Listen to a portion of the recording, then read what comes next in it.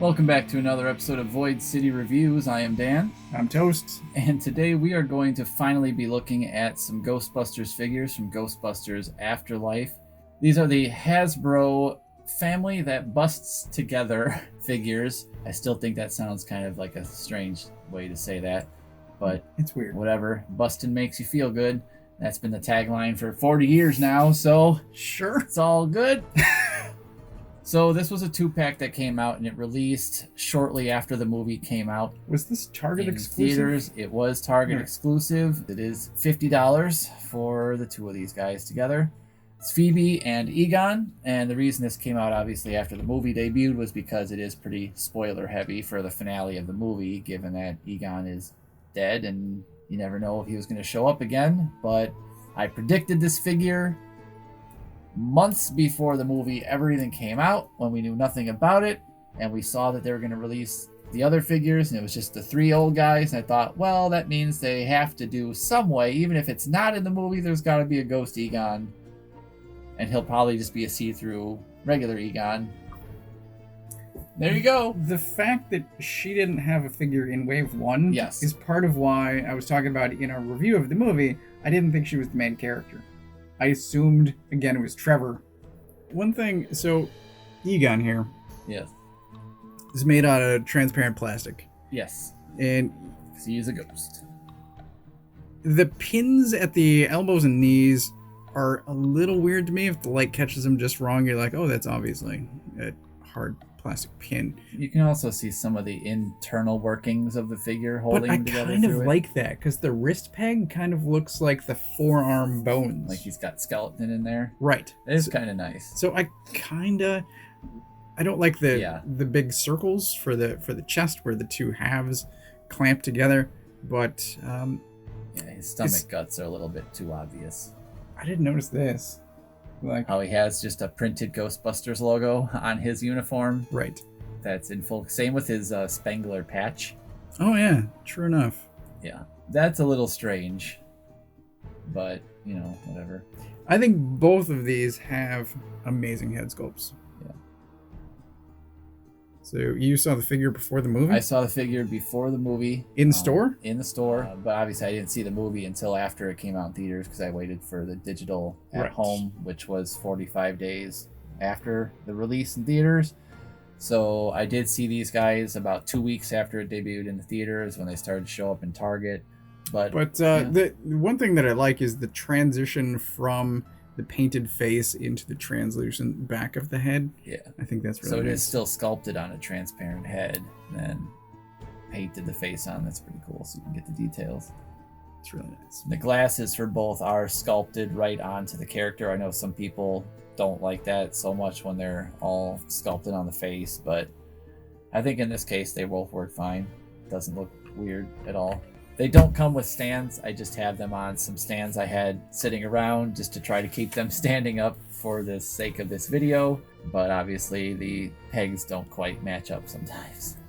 On flat surfaces outside of this tablecloth, they have both stood up just fine on my shelf this whole time, along with all my other Ghostbusters figures. They are all pretty much on the shelf with no stands, which is pretty good considering the backpacks, or the proton packs, are, as Bill Murray would have you know, pretty heavy. And on a smaller body, it's pretty substantial. Yeah, which again was a detail I liked in the movie as well. When she first hefted that big proton pack on, it was so humongous I thought he was going to fall over. I think both look good. I do too. I was very happy with this set. Very happy to finally finish out the wave. Yeah, the main cast. Yep. Pretty much the only person, or the only people missing, are just Callie and Mr. Gruberson, which I'm pretty sure we probably won't see figures for them. Probably not. No. Unless they do some sort of weird release 2-pack like it they would did be for Louis cool. Tully, where they each come with a terror dog. Post-possession, like ripped clothes. Yeah, with her with the Zool dress, and him with like the shorts all ripped off with little daisy in his hair. Yeah. Those would be some funny figures. That would be get those in a second. So let's look at some accessories, because these guys come with a bunch of accessories. So the first thing we'll look at real quick is this guy right here, if you want to show that guy the camera. This is an accessory that actually goes along with the first wave of the Plasma series Ghostbusters figures, technically. The character itself is the Zool terror dog head once it has inhabited Lucky's body at the very end of Ghostbusters Afterlife. Spoiler alerts. After Gozer rips the trap open and releases Zool that they had caught previously when they freed Callie, the spirit goes right then into Lucky, who is sitting right there. And when Lucky turns into a terror dog, she has a lot smaller horns. My only guess to that is because she's a lot younger of a character, and every other person we've seen become possessed has been 30s or 40s in that age range. So she has a lot smaller horns, so looks different than any other version of the terror dogs, who all have the longer horns like this original guy right there. So that's what they all typically look like. But you can switch out the heads if you want to have the Lucky version and put that head on this guy, which is the Build-A-Figure from Wave 1. The original Ghostbusters. Yes, from the 1984 Ghostbusters movie. That was the 4 main Ghostbusters plus Dana Barrett and Gozer. And then if you could find the 2-pack, which was the Hasbro Pulse or whatever, I think, exclusive thing on their site, there was a 2-pack of Louis Tully and his terror dog, which was Vince Clortho.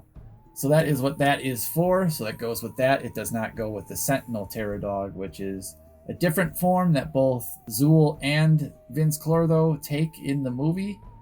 She comes with a proton stream for her proton pack. That's pretty basic accessory. They all come with one of those for this wave. Looks great though. Yeah, it looks pretty awesome when you put them on there and they're lit up. They look really good. If you have the right lighting behind these, it's just a very nice effect. They look really good. So each of the Ghostbusters from this wave came with an accessory from their sort of character.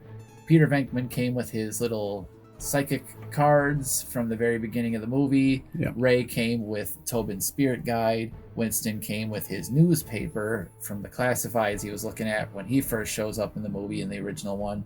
So they gave Egon here the jar full of slime from Ghostbusters 2, which is pretty cool. It looks like mushrooms. It kind of does look like. It looks like a bunch of different things. I'll leave that up to your imagination. Either way, it's a very interesting little accessory. I would have just liked clear plastic, because this is kind of foggy. Yeah, it is a bit foggy. Yeah. But it's still an interesting little prop. It's nice. And it's in there probably because there was still the callback in the movie, if you watch really closely when they're going through the house. And I believe it's in Egon's man cave in the barn once you take the pole down into his little area. The toaster is in there. From Ghostbusters 2, so I thought that was cool. He's also got the PKE meter that's seen throughout the movie that Egon has at the very beginning, and has sort of like the new feature where the antennae aim upwards and it turns into some sort of a ghost taser of some kind. I never quite got what that was meant for with the ghosts, but it works pretty well in the end when Podcast has to eliminate all the little mini marshmallow puff guys. Yeah. Blow them all up inside the car, so that's pretty good. Otherwise, it's used throughout the movie to track Egon's movements and pretty much let the audience know when Egon was in the scene, seeing as he spent most of the movie invisible. Right. So that's kind of a nice alternate take, because this prop also exists in its previous form as it looked in the other movies. It also has the peg on the back like the previous ones did, so you can hook this onto their belts. Some of the characters for the Ghostbusters have the little hole on their utility belt where you can plug their tools in. Egon has it on his, although it doesn't really make much sense to give this to him at this point, so you'd probably hang it on Lucky's belt or anyone else's. And this is the smallest accessory. We thought that the Aztec death whistle from Podcast, which is what that turned out to be, that weird little green thing, we didn't know what it was when we reviewed those figures. So that was the Aztec death whistle. We thought that was the smallest little accessory we'd ever seen with an action figure. Well, we were wrong. Well, here is a single chess piece from the set where Phoebe and Egon were playing back and forth throughout the movie, and it is quite teeny tiny. Yeah. So it's that small. Oh, yeah. Which is kind of appropriate. It's about the right size. Yeah. So that is the accessories that come with them. Already dropped on the floor. Yep. Thought we lost it a second ago. Thank goodness we didn't, but be Thank very goodness careful. You don't have carpet. Oh, it would have been gone. It would have been gone for sure. Right. Adios. So hang on to that little guy. There's a lot of in this whole wave of figures. There's a lot of itty bitty little accessories. I mean, there's the Aztec death whistle. There's the little cards that come with Peter. There's the remote that comes with podcasts. I mean, there's a bunch of just itty bitty little things that could very easily go missing. So keep those handy and be careful with them. You said this was 50? Yeah, like 48 something, I believe. And ordinarily are the figures 20 or higher? I think ordinarily they're $19.99. Okay. And it's typically a figure with one accessory and a Build-A-Figure piece. But Hasbro has been raising prices, so I don't know. And they haven't released any Ghostbusters recently, so... This was the most recent set, and the only other ones that are still coming are the second wave of the Fright Features ones, which would be Phoebe, Lucky, Podcast, and Trevor, with their own 4 little ghosts. And I saw the picture of them when they were announced, which they released at the same time as the first wave, and I have seen nothing since then. Nothing in stores, nothing anywhere. Most of the Targets I've been to, that part of the toy aisle is even cleared of Ghostbusters stuff completely now. So, I don't know. I'm hoping they still come out. I'll get them. Did I imagine this, or did they re-release Wave 1 but in movie 2 suits? So that the darker gray jumpsuits?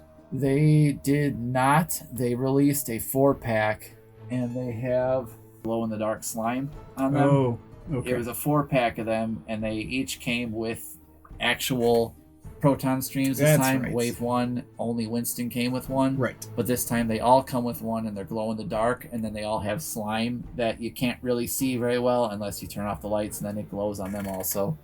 So that was kind of a whole slime set, and I think that one too, you had to order it. I don't think that was ever in stores anywhere. I know I certainly never saw it, but they could do. They are a bit darker outfits, but they do have slime detail on them. Movie 2 figures. They could at some point, where they have like the darker gray. Winston would have no facial hair. Peter would probably just be in a gray suit, considering I don't think other than the very end scene of the movie, he never suited up once in that whole movie. He was always doing something different. The whole movie, he was never involved in anything the Ghostbusters did up until the very end. Like, he didn't do anything except try to hit on Dana Barrett some more and make fun of her poor kid, who should have been her child with Louis Tully. Biggest misstep in Ghostbusters was having that big of a gap in between there. Oscar should have been their kid. I don't know. I think it's a cool set. It completes sort of both sets of the older Ghostbusters and the younger Ghostbusters. Yeah. It's slightly expensive. It is. I was a little bit surprised by that, but at least I found it. I mean, that was amazing enough to me in the first place. I didn't anticipate finding this on the shelves in the store at all. So it showed up the day it was supposed to show up, and it was actually one of them right there on the shelf. I was like, "You went early?" Oh yeah, I usually get to Target right when they open. So the scalpers didn't get it first. No, they would have though. Right, absolutely. I actually know a few of them now. So I talk to them when I go to the store. Oh boy. And a few of them are actually nice, because if they see me coming, they'll be like, "Oh yeah, I grabbed them all, but here, I saved one for you." So they'll like hand me one right out of their cart. I'm like, "Oh, thanks." Cool. You could just not scalp though. It's a cool set. It is a cool set. I recommend them, especially if you're trying to finish out your most recent wave of Ghostbusters Afterlife figures. But it's really nice to not only have all 4 of the Ghostbusters next to each other again. And I should mention that Egon is still capable of wearing a proton pack. He does have the slot on his back for it, and he is still set up just like his previous figure was. It's just a different plastic. He can wear one if you want him to. He doesn't in the movie. He helps Phoebe with hers because she's using his old one, but either way, you could do that if you Is it the same reused body as the other older Egon? Yeah. Let's see. So maybe unlike the other Ghostbusters, who all got slightly updated bodies to have the guts on them. But he's got a little punch. Which is appropriate for... Yeah, okay, yeah. Looks like they did fatten him up a little bit too in the gut area. That's wild seeing them next to each other. Yeah. So there he is next to his younger living self. But I still love this figure. I think the face sculpt on this one is fantastic. Really like I really like him. I'm happy with them. They look great on the shelf next to everyone else. It's good. And the only other thing I could hope for would maybe one day be a car that they all fit in. Or maybe... a Tully re-release. Yeah, or yes, I would love Louis Tully. Please. Or even maybe Ghostbusters 2 versions of the figures. That'd be kind of cool with like Vigo and maybe frightening Wicked Witch of the West little museum guy with his baby stroller. Oof, that guy. That freak. The scariest part of that whole movie was that freak with his stretchy arms grabbing the kid off the balcony. I'm like, no! Just make him go away. Make him go away! I did not like him at all. I still haven't rewatched those movies, and I've been wanting to. Oh man! Since Afterlife, since I knew Afterlife was coming, I'm like, I should really rewatch those movies, and I still haven't. So I guess that about wraps it up for these guys. Let us know what you guys think. Again, let us know what you think of the movie if you saw it. Let us know what you think of these figures if you've got them. And other than that, just keep continuing to like and subscribe. We'll have new reviews for you every Wednesday and new content for you most other days as well. That's about all I've got to say. You got anything else? I think we said it all. No. Cool beans. Well then, for Void City Reviews, I am Dan. I'm Toast. And we will see you next time.